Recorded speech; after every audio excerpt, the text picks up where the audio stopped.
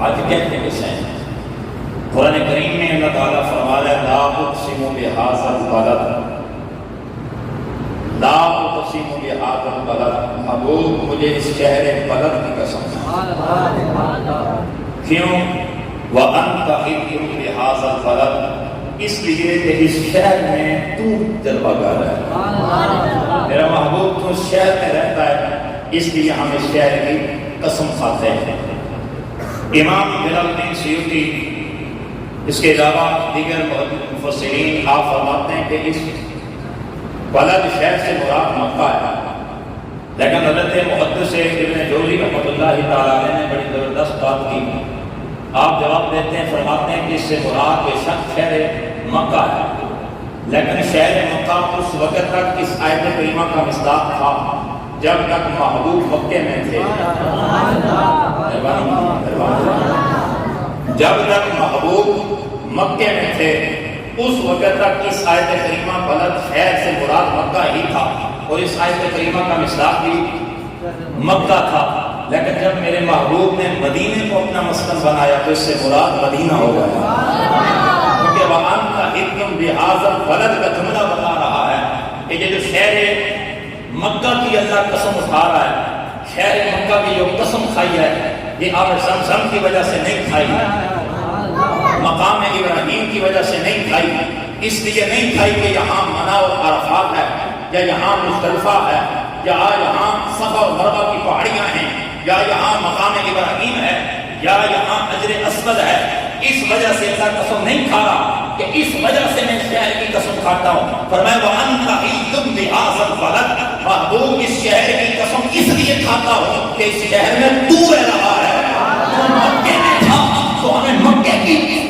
مکے سے پیار تھا اور ہم مکے کی قسمیں کھا رہے تھے، تو نے مکے کو چھوڑ کے مدینہ اپنا مسکن بنایا، ہم نے مدینے کو قسمیں کری۔ جب مدینہ تیری قیام گاہ بن گئی، مدینے کو تو نے اپنا مسکن بنا لیا، پھر ہمیں بھی مدینہ پیارا ہوگا۔ جس چیز کو محبوب تو پسند کرے میں رب بھی اس چیز کو پسند کرتا ہوں۔ تو آئیے میں نے مدینے کی عظمت اور مدینے کی شان کو آپ کے سامنے بیان کرنا۔ سرکار دو عالم نبی پاک صلی اللہ علیہ وسلم نے ارشاد فرمایا، مشکات شریف کے اندر یہ حدیث موجود ہے اور مسلم شریف کے اندر باب فضائل مدینہ کے اندر یہ حدیث موجود ہے۔ سرکار مدینہ صلی اللہ علیہ وسلم نے ارشاد فرمایا، اللہم، حضور نے دعا فرمائی، کیا کی بولیے؟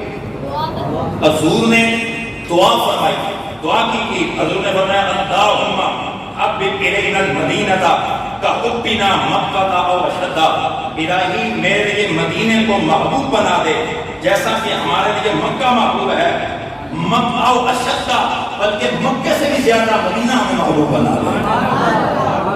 حضور نے مدینے کے لیے دعا فرمائی اور دعا میں حضور نے الینا جمع کا صیغہ استعمال فرمایا۔ جب جمع کا صیغہ استعمال الینا ہم سب کے لیے، یہ سب سے مراد محدث جتنے جوزی فرماتے ہیں کہ صرف وہاں مدینے میں رہنے والے صحابہ مراد نہیں، بلکہ قیامت تک آنے والے مصطفیٰ کے وہ غلام جو کلمہ محمد پڑھیں گے مدینہ انہیں محبوب ہوگا، وہ مدینے سے پیار کریں گے۔ کیوں؟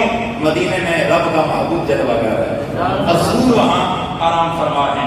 اور حضرت امام مالک رحمۃ اللہ تعالیٰ علیہ، کون امام مالک؟ امام مالک رحمۃ اللہ تعالیٰ علیہ میرے نبی کا عاشق ہے، ایک امام، اتنا بڑا امام ہے کہ یہ مدینے کے رہنے والے تھے اور ساری زندگی آپ نے مدینے میں گزاری۔ زندگی کے اندر حضرت امام مالک نے صرف ایک حج کیا ہے، سمجھ رہے ہیں؟ ایک حج حضرت امام مالک نے کیا، اور بعد بات میں آتا ہے کہ 4 عمرے آپ نے کیے، بعد میں آتا ہے کہ 8 تھے، مختلف روایات ہیں۔ ایک حج آپ نے کیا، ساری زندگی آپ نے مدینے میں گزاری۔ کوئی اگر پوچھتا کہ امام مالک حج کے لیے نہیں جاتے، فرماتے کہ میں اس لیے مدینے کو چھوڑ کے باہر نہیں نکلتا، کہیں ایسا نہ ہو کہ مدینے سے میں باہر نکلوں اور مجھے موت آ جائے، میں چاہتا ہوں کہ میری زندگی بھی مدینے میں گزرے، میری موت بھی مدینے میں۔ جنہوں نے حضور کے شہر سے پیار کیا ہے، اور یار حضور کا شہر تو پھر شہر ہے نا، وہاں میرا نبی رہتا ہے۔ جو عاشق لوگ ہوتے ہیں، حضرت امام بصیری جب آپ مدینے میں گئے، مدینے کے کتے کے پاؤں چومنے لگے، مدینے کی گلی سے ایک کتا آ رہا ہے، آپ نے اس کے کتے کو پکڑ کے اسے پاؤں چوم رہے ہیں. کسی نے کہا خیال کریں اتنے بڑے محدث ہو، اتنے بڑے اللہ کے ولی ہو، لوگ مذاق اڑائیں گے. فرمایا جو سمجھتے ہیں وہ سمجھتے رہیں، میں اس لیے اس کی نجس یہ میں اس کی جنس کو دیکھ کے نہیں پیار کر رہا کہ کتا ہے. فرماتے میں اس لیے سے پیار کر رہا ہوں کہ میرے محبوب کی گلیوں میں پھرنے والا کتا.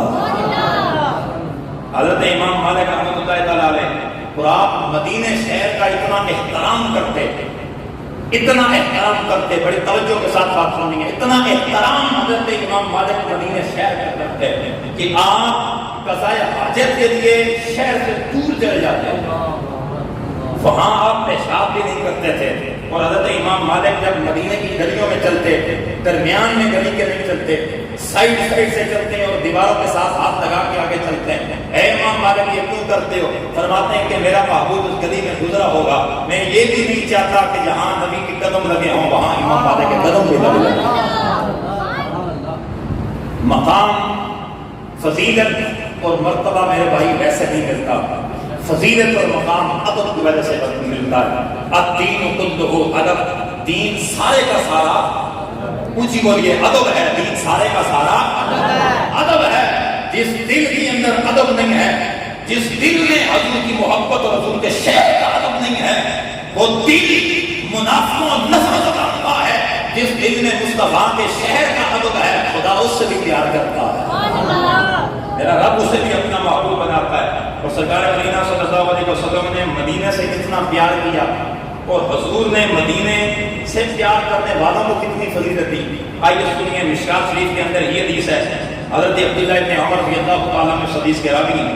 عن ابن عمر قال قال رسول اللہ صلی اللہ علیہ وسلم من استطاع ان يموت بالمدینة فلیمت بها فانی اشفع لمن يموت بها. حضرت عبداللہ ابن عمر رضی اللہ تعالیٰ عنہ سے مروی، آپ فرماتے ہیں کہ سرکار دو عالم صلی اللہ علیہ وسلم نے خطاب فرمایا، جو شخص مدینے میں مرنے کی طاقت رکھتا ہو وہ مدینے میں مرے. یعنی جو شخص مدینے میں رہے گا، مدینے میں مرے گا. حضور کیا ہوگا؟ فرمایا بے شک جو مدینے میں مرے گا میں محمد اس کی شفاعت کروں گا، میں محمد اس کی سفارش کروں گا.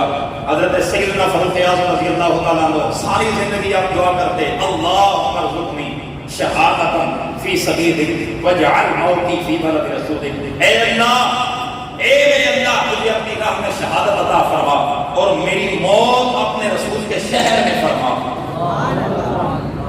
یہ پیار ہے مدینے کے ساتھ، یہ محبت ہے مدینے کے ساتھ. اور مدینہ کیا ہے؟ میرے نبی علیہ السلام نے ارشاد فرمایا کہ بے شک مکے کے اندر اللہ نے رحمتیں رکھی ہیں. مکے کے اندر انسان کے گناہ دھلتے ہیں، مکے کے اندر انسان کے گناہ ختم ہوتے ہیں. بڑے توجہ سے سنیے گا، میں حدیث آپ کو سنا رہا ہوں، بڑے مزے سے اور توجہ سے سننا ہے. مکے کے اندر انسان کے گناہ ختم ہوتے ہیں، مکے کے اندر مسلمان کی خطائیں معاف ہوتی ہیں، وہاں نیکیاں ملتی ہیں. لیکن سنا، مکہ بے شک نیکیوں کا گھر ہے، لیکن نیکیوں کے اوپر جو سند لگتی ہے، جو مہر لگتی ہے، وہ مکے میں نہیں، وہ مدینے میں آنا پڑتا ہے. مکے میں بالکل نیکیاں، گناہ معاف ہوتے ہیں. مکے کے اندر گناہ معاف ہوتے ہیں، لیکن گناہوں کے اس پورے کے پورے باپ پہ جاؤ، مہر لگتی ہے نا، سند لگتی ہے، بار ہے، وہ مکے میں نہیں لگتی، مدینے میں لگتی ہے. اسی لیے تو میرے امام بولے تھے، امام احمد عاشقوں کا امام، نائب امام اعظم ابو حنیفہ، امام مالک، حضرت امام احمد رضا صاحب بیت کے بولے فرماتے ہیں، حاجیوں مل کے ذرا صدا نہیں چاہیے، حاجیوں شہنشاہ کا روزہ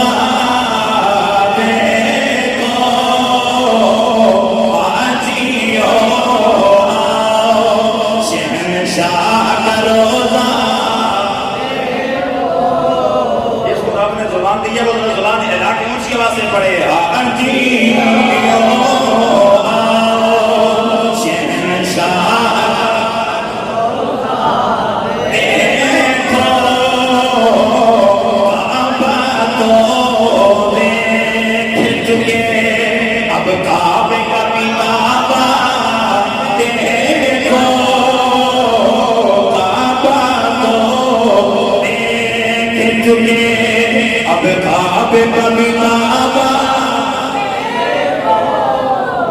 جس نے مدینے جانا ہے وہ ذرا بلند آواز سے ہاتھ اٹھا کے پڑھ لے کعبہ کو دیکھے چونکہ اب خواب کبھی کعبہ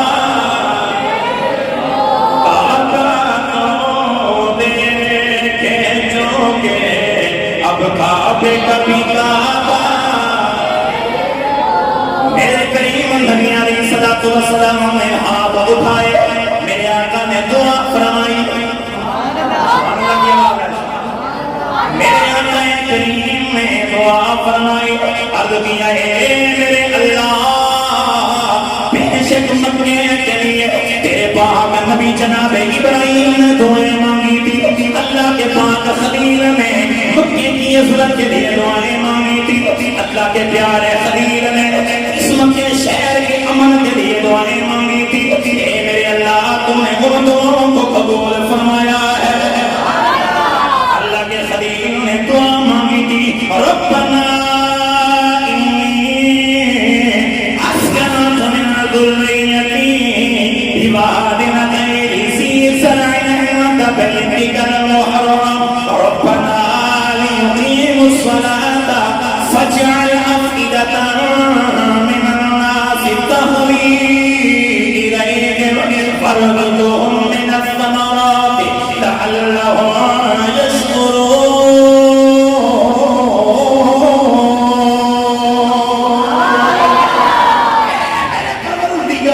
تیرے دربار میں تیرا نبیوں کے دعا مانگ رہا ہوں اے اللہ اس شہر کو امن والا بنا اس شہر کو امن والا بنا اے اللہ یہاں کے رہنے والوں کو نمازی بنا اے میرے اللہ جو میری اپنی اولاد کو یہاں پہ چھوڑا ہے انہیں نمازی بنا انہیں زکات ادا کرنے والا بنا اے میرے اللہ لوگوں کے دل اس مکے کی طرف مائل کر دے ابراہیم کی دعا ہے اے اللہ لوگوں کے دل اس مکے کی طرف مائل کر دے اور دعا کی یا اللہ طرح طرح کے پھل عطا فرما یہ ابراہیم کی دعا کا اثر دیکھو لوگوں دنیا کے کسی کونے میں اگر آپ کو پھل نہ ملے مکے میں ملے گا دنیا کے کسی کونے میں بھی جاؤ پوری دنیا میں ڈھونڈو اگر آپ کو پھل کسی جگہ پہ نہ ملے مکے جا کے پھل ہوگا کیوں ابراہیم کی دعا کا اثر یا اللہ ورزقنی میری اولاد کو رزق بھی دے من الثمرات کو پھل بھی عطا فرما میرے نبی نے دعا کی یا اللہ تیرے پاک نبی حضرت ابراہیم کی دعا کو تو نے قبول کیا ہے اور پروردگار تو نے اس دعا کو قبول کر کے مکے کو امن والا شہر بنا دیا اب میں محمد بھی تیرے بارگاہ میں دعا کرتا ہوں میرے نبی نے دعا فرمائی دعا کیا فرمائی یا میرے اللہ ابراہیم کی دعا کو تم نے لوگوں کے لیے بڑی بابرکت بنایا ہے بڑی رحمت والی بنایا ہے اے میرے پروردگار تیرے دربار میں دعا کرتا ہوں مدینے کو امن والا بنا دے مدینے کو سلامتی والا بنا دے جو بھی مدینے کے اندر آئے اسے امن اور سلامتی مل جائے اے میرے اللہ پوری کائنات کے لوگوں کے دل مدینے کی جانب مائل فرما اور جو مدینے میں آئے میرے اللہ میں تیرے دربار میں التجا کر رہا ہوں اللہ کا پاک حبیب دعا کر رہا ہے اے اللہ جو بھی مدینے شہر میں آئے اپنی رحمتوں سے بھر کے واپس لوٹا دے اور میرے نبی نے پھر اگلا جملہ فرمایا غبار المدینہ کے شفاء من الجزا مدینہ شریف کی جو خاک ہے وہ جو ہے مدینہ شریف کی جو خاک ہے نا مٹی خاک شفا یہ خاک شفا کیوں ہے میرے نبی نے دعا کی فرمایا اے میرے غلاموں سن لو غبار المدینہ کی شفا من الجزام اللہ نے ہر قسم کی برس کے لیے شفا رکھ دی ہے اس مٹی کے اندر دنیا کے کسی کونے سے کوئی مریض آئے جس بھی مرض کے اندر مبتلا ہو جس بھی بیماری کا شکار ہو وہ اگر مدینہ کے اندر آئے گا یہ مٹی خاک شفا سمجھ کے اٹھا کے منہ میں ڈالے گا خدا بیماری دور فرما دے گا۔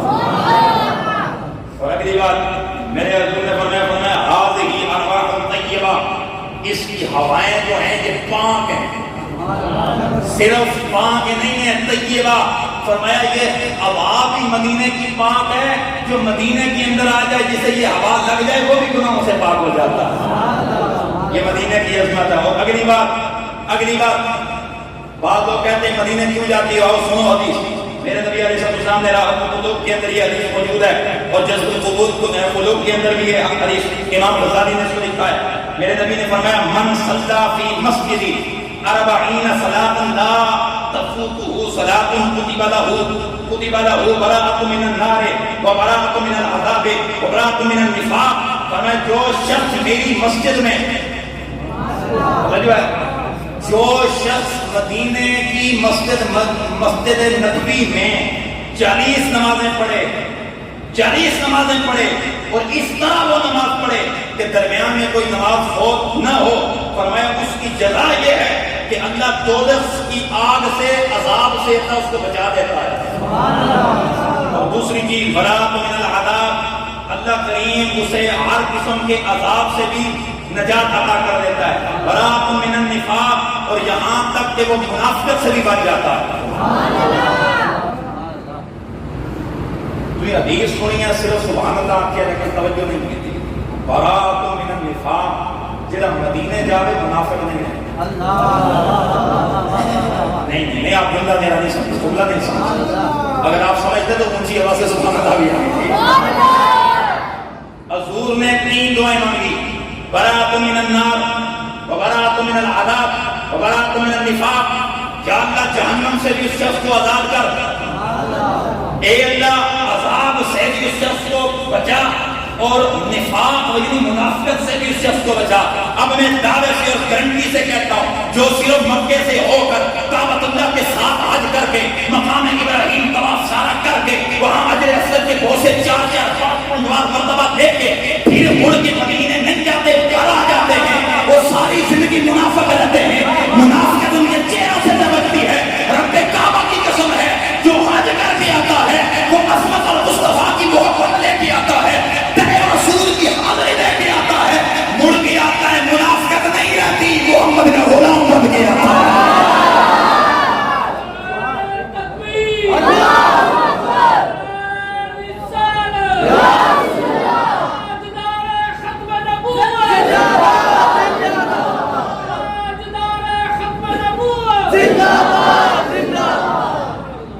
جو شخص مسجد نبوی کے اندر 40 نمازیں پڑھے، 40 نمازیں پڑھے، میرے نبی نے فرمایا 3 طرح کے عذاب اللہ ختم کر دیتا ہے۔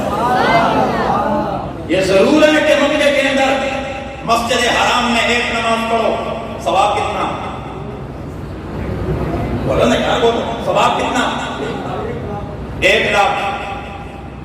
اور مسجد نبوی میں نماز پڑھو 50,000۔ کیوں؟ اس کی وجہ یہ ہے میرے نبی نے ارشاد فرمایا صلاۃ فی مسجدی ھذا حق من الف خیر من الف صلاۃ فیما سواہ الا المسجد الحرام، فرمایا میری اس مسجد میں 1 نماز دوسری مساجد میں 1000 نمازوں سے بھی بہتر ہے۔ الا المسجد الحرام، سوائے مسجد حرام کے۔ کیوں؟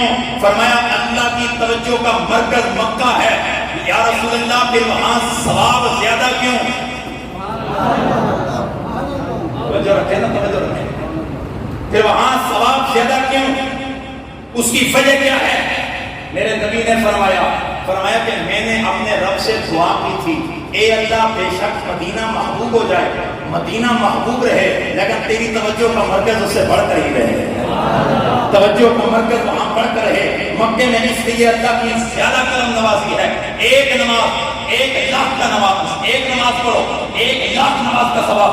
مسجد نبوی میں پڑھو 1 نماز کے وقت 50,000 نمازوں کا ثواب۔ تو میرے نبی نے فرمایا اس کی وجہ یہ ہے کہ جو 1 لاکھ نماز پڑھ کے آتا ہے، راحت القلوب کے اندر امام غزالی نے اس کو نقل فرمایا، آپ فرماتے ہیں اگر کوئی شخص 1 لاکھ نمازیں پڑھ کے آتا ادھر مدینے میں بعد میں پہنچتا ہے، سند اس کی قبولیت کی پہلے جاری ہو جاتی ہے۔ یہ میرے نبی کی مسجد کی شان اور عظمت ہے۔ میرے نبی جہاں حضور آتے جاتے رہے، اگلی بات سنو، میرے آقا نے فرمایا ما بین بیتی و منبری، یہ مسلم شریف کے اندر کتاب الحج کے اندر یہ حدیث موجود ہے۔ امام ترمذی نے بھی اس حدیث کو آپ نے اس سند کے ساتھ نقل فرمایا ہے، دیگر محدثین نے اس کو نقل کیا ہے۔ میرے آقا نے فرمایا ما بین بیتی و منبری روضۃ من ریاض الجنہ، میرے حجرے سے، میرے ممبر سے لے کر میرے گھر تک یہ جو درمیان کا حصہ ہے، یا رسول اللہ اس کی شان کیا ہے؟ فرمایا روضۃ من ریاض الجنہ، یہ جنت کا باغ ہے، جنت کا ٹکڑا ہے۔ یہ کیا بول گئے؟ اللہ مجھے بھی اور آپ سب کو لے جائے، اسی بول گئے یہ کیا ہے؟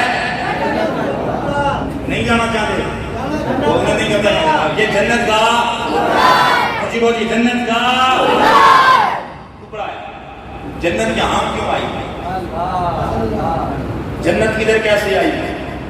یہ جنت کیسے بنی؟ دراصل تمام محدثین لکھتے ہیں، اور یہ جو جگہ ہے نا ریاض الجنہ، جہاں جناب لوگ آگے بڑھ کے دوڑ کے آگے نفل کے لیے وہاں جاتے ہیں، یار یہاں نفل پڑھنا نصیب ہو جائے، یہاں نفل پڑھنا نصیب ہو جائے، تو یہاں دو رکعت تو نفل کے لیے اتنا کیوں لڑتے ہو؟ اگر کوئی بندہ پوچھ کر اسے کہے اور اللہ کے بندے یہ یہاں کی مسجد حرام میں آیا ہے، اپنا مسجد نبی میں آیا ہے، تو اللہ کا بندہ ایک نماز پڑھے گا 50,000 نمازوں کا ثواب تجھے ملے گا، یا تھوڑا ایک نماز کے بدلے 50,000 کا ثواب مل جائے، پھر یہاں 2 رکعت کے لیے کیوں لڑ رہا ہے؟ سمجھے نا، مہربانی کریں بھائی، یہاں 2 رکعت کے لیے تو کیوں لڑ رہا ہے؟ یہ کیوں پیسے کر رہا ہے؟ کیوں مجھے دے رہا ہے کہ یہاں تجھے جگہ نہیں ملی اور 2 رکعت نماز یہاں پڑھنی ہے؟ ادھر تجھے پتا نہیں ہے کہ تو ایک نماز پڑھے گا 50,000 کا ثواب۔ اگر لمبی لگاؤ وہ آگے سے ایک ہی بات کرے گا، ایک مولانا ثواب اپنی جگہ، لیکن یہاں میں نے نوافل اس لیے کرنے ہیں کہ یہ جنت کا باغ ہے، اور میرے نبی نے فرمایا جس نے اس جگہ پہ نماز پڑھی، جس نے جہاں 2 رکعت پڑھی، یہ جگہ روز قیامت اس کی بخشش کی گواہی دے گی۔ بڑے توجہ سے میں آپ کو بات سمجھانے لگا ہوں کہ یہ جگہ جنت کیسے بنی، یہ جنت کیسے بنی، سین کو ہاتھ رکھ کے میرے جملے سنیے گا۔ جہاں 2 رکعت پڑھوں گا یہ جگہ جنت روز قیامت میرے حق میں کھولے گی، میرے حق میں اللہ کے دربار میں شفاعت کرے گی۔ میں نے پوچھا حضرت اتنا بتا کہ اس جگہ کا کمال کیا ہے؟ یہ بھی مسجد نبوی کا حصہ، وہ باب عمر کے پاس وہ بھی مسجد نبوی کا حصہ، باب صدیق کے پاس وہ بھی مسجد نبوی کا حصہ، باب عثمان، باب علی، جہاں بھی جاؤ گے مسجد نبوی کا حصہ ہے۔ پھر یہاں کیوں لڑتا ہے؟ آگے سے چپ کر کے آرام سے کہے گا مولانا دراصل وجہ یہ ہے کہ یہاں نبی کے قدم لگے ہیں۔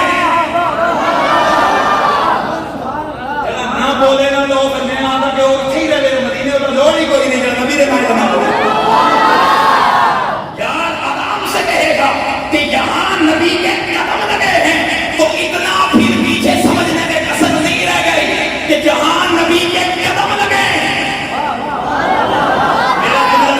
میرا جملہ فائن ہو، یہاں سے لے کر جو بندہ اصل تک کھڑا ہے سب کے لیے میرا جملہ ہے۔ میں آپ کے لیے دیکھتا ہوں میرا جملہ آپ کتنا یہاں پک کرتے ہو، اس پر آپ مجھے رسپانس کتنا دیتے ہو۔ میں دعا کرتا ہوں یاد کر جو تیرے نبی کے شہر کے لیے بولے، آئندہ سال اسے اپنے نبی کا شہر بنا دے، ہمارے آپ کو جنت کے اندر نماز پڑھنا نصیب ہو جائے۔ جملہ سنیے گا، میں نے کہا اگر نبی کے قدموں کی برکت سے یہ جنت بن گیا ہے، جہاں نبی کے قدم لگے وہ جگہ جنت بن گئی ہے، مجھے اتنا بتاؤ جہاں نبی آرام کر رہا ہے وہ حصہ تک کے نظر میں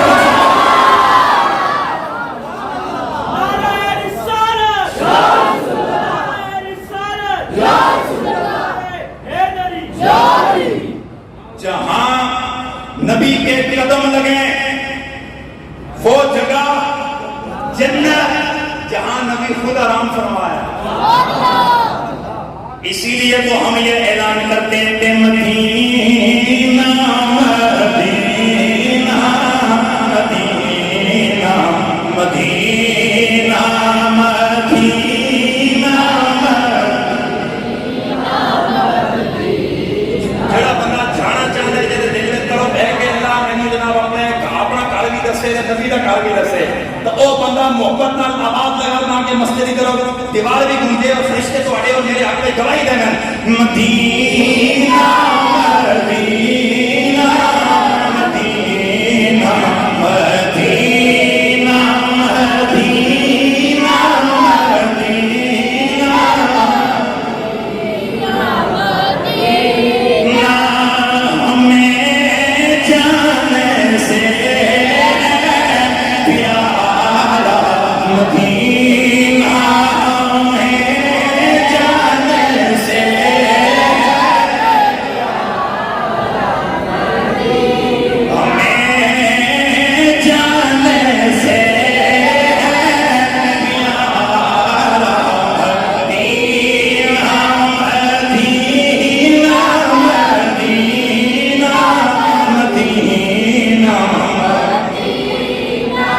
کریم نبی علیہ الصلوۃ والسلام نے فرمایا ما بین بیتی و منبری روضۃ من ریاض الجنہ، یہ جو میرے حجرے سے میرے منبر تک کے درمیان کا حصہ ہے جنت کا باغ ہے، جنت کا باغ ہے جہاں میرے نبی کے 5 ٹائم قدم لگ گئے، جہاں میرے نبی کے 5 ٹائم قدم لگ گئے۔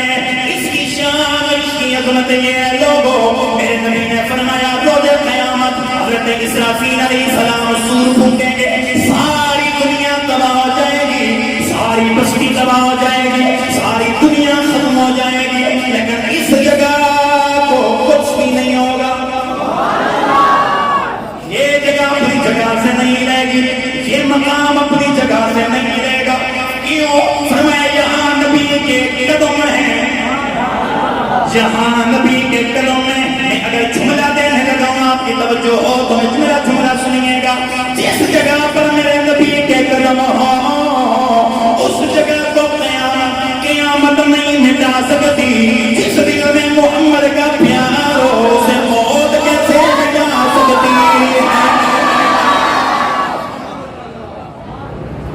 جہاں نبی کا نقش قدم ہو وہ جگہ نہیں مل سکتی، جہاں مصطفیٰ کریم کی محبت ہو وہ جہنم کی آگ میں کیسے جل سکتا ہے۔